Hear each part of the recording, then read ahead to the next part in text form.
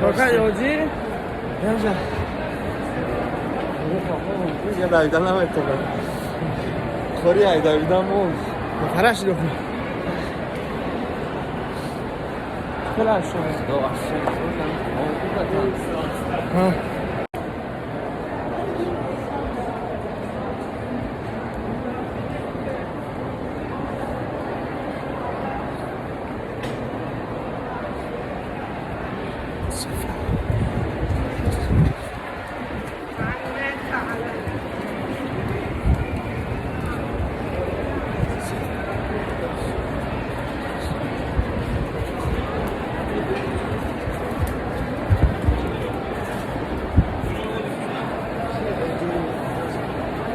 فقط یادی نمیشه یه دویدن هم اتفاق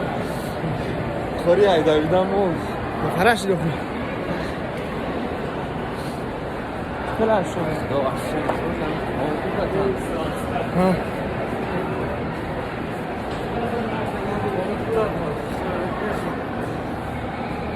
ما بدون فرمو که هم قصد برگشتگی ها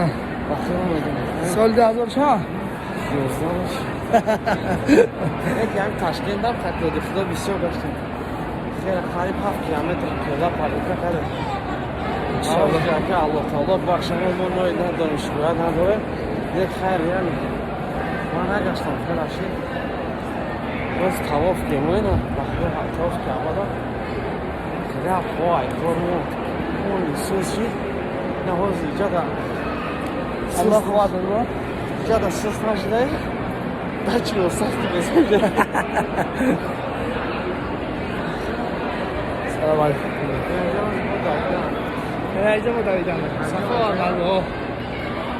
برادر عزیز حاجی حرکت کسا باز میرم انشاءالله شما خیال میکنیم